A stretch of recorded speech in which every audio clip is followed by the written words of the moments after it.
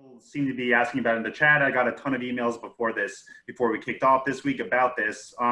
There's a ton of travel advisors who have been in this industry for a long time, and they're not used to charging fees, and they have a Rolodex of clients who maybe aren't used to seeing that fee on when they get their invoice. I'm wondering if you could break that down for us. How can you break the news to clients that you are going to start charging fees, and especially those past clients who have been loyal to you and have been with you for a long time? I can take this one, Tiffany. Okay. So my mom is one of those advisors that has been in the industry since the dinosaurs. Thanks, Mom. Probably watching right now. And, you know, she's definitely struggled a bit, especially with her loyal clients that have been with her through thick and thin.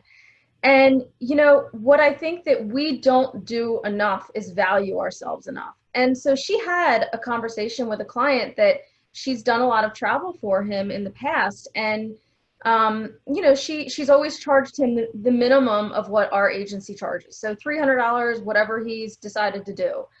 And she approached him during this pandemic, because I see a lot of people are commenting about how to implement it now. They struggle with that. And she said, you know, this is all that I've done for you. This is the service that I provide for you, and I'm doing shore excursions, and I've helped you get these refunds. And, you know, we're really looking at our business and deciding how to move forward, because there's a lot of travel agencies that are going to go out of business. Let's just be honest and open with that. I think about 25% of the travel industry agencies are going to go out of business because of this. And she said, you know, coming from, you've used me for a long time. What do you think I'm worth? And now remember, minimum fee $300. He said, is $1,200 fair? So she was floored by that, and that has given her the confidence now to move forward and charge more and explain to her clients that, you know, this is the service that she's providing. This is what she's done for them over the years. And, you know, moving forward, she wants to work with less people and she wants to provide a higher level of service. So I don't think that we're giving our existing clients enough credit because they really find that we're worth it. Selling a fee to an existing client is a lot easier than selling it to a new client, because those existing clients value us already. They want to work with us. They come back to us time and time again. So it's a hard conversation. Guess what? You're going to lose clients. Those clients that you lose don't value you at all. And you're going to gain clients that want to work with somebody who values themselves. I think that's well put too. But Tiffany, I want to ask you this one, is that, I mean, I see the comments coming in the chat, and it seems like people are worried about that external conversations with clients, but they're also worried about facing themselves and saying, now I have to sort of step up my game. I'm going to be charging a fee now. Can you talk about sort of the internal battle that people are having about discounting themselves or taking themselves for granted? Yeah. So, you know, just to piggyback kind of on what Jamie was saying there real quick. I mean, I think right now, again, it's a matter of pick up your phone and call your client and have just a good casual conversation with them and let them know, you know, what's going on and that you are looking to change your, you know, the way you have structured your business going forward. And, you know, but the other thing I think is that, and this is something that I realized, that my mother and I lived for many, many years in a scarcity mindset.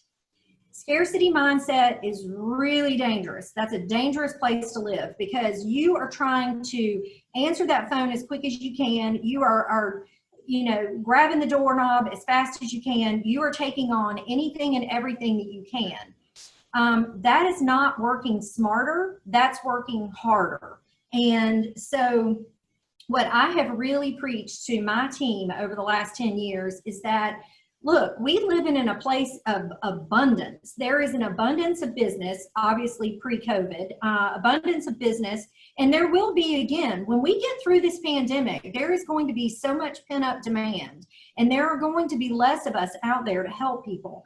You really need to live in a place of abundance. You've got to be okay with letting that person go, like Jamie said, that maybe is going to have a problem with paying you a fee. Because, I mean, do you really want to feel like a doormat? Do you really want to feel used and abused, and put a lot of effort into things that don't generate income for you? And, you know, we all probably got into this business because we really enjoy helping people.